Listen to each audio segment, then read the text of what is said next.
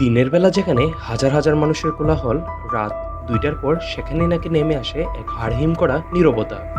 আপনি কি জানেন ঢাকা মেডিকেল কলেজ হাসপাতালের এমন কিছু জায়গা আছে যেখানে মাঝরাতে ডিউটি করতে নার্সরাও ভয় পান? ভূত নাকি শুধু মানুষের মনের ভুল?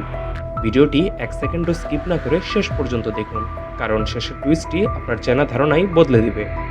কাহিনী নম্বর ১, হাসপাতালের পুরনো মর্গ এলাকা। বহু বছর ধরে রাতে ডিউটি করা সিকিউরিটি গার্ডদের দাবি, মাঝরাতে এই তালাবন্ধ ঘরের ভেতর থেকে অদ্ভুত সব শব্দ আসে, যেন ভারী কোনো লোহার স্ট্রেচার নিজে নিজেই মেঝেতে টেনে নেওয়া হচ্ছে।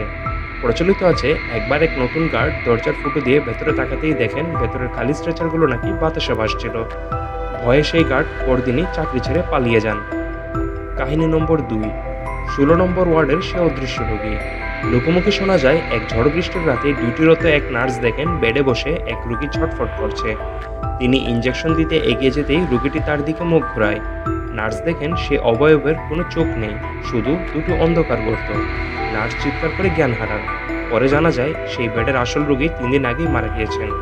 কিন্তু এবার আসা যাক আসল সত্যে। বিজ্ঞান এবং হাসপাতালের সিনিয়র ডাক্তারদের মতে এসব কাহিনীর কোনো বাস্তব ভিত্তিই নেই। এগুলো সবই যুগের পর যুগ ধরে চলে আসা আরবান লেজেন্ড। অতিরিক্ত কাজের চাপ, ক্লান্তি আর হাসপাতালের থমথমে পরিবেশের কারণে মানুষের মনে এই হ্যালুসিনেশন বা ভ্রম তৈরি হয়। অর্থাৎ এগুলো শুধুই গল্প, কোনো সত্য ঘটনা নয়। তাহলে এই আরবান লেজেন্ডগুলো শুনে আপনার কেমন লাগলো? আপনার কি এমন কোনো গল্প জানা আছে? এখনই কমেন্ট করে জানান। আর ভিডিওটি ভালো লাগলে একটু লাইক দিয়ে চ্যানেলটি এখনই সাবস্ক্রাইব করে রাখুন। দেখা হচ্ছে পরের শর্টসে। ধন্যবাদ।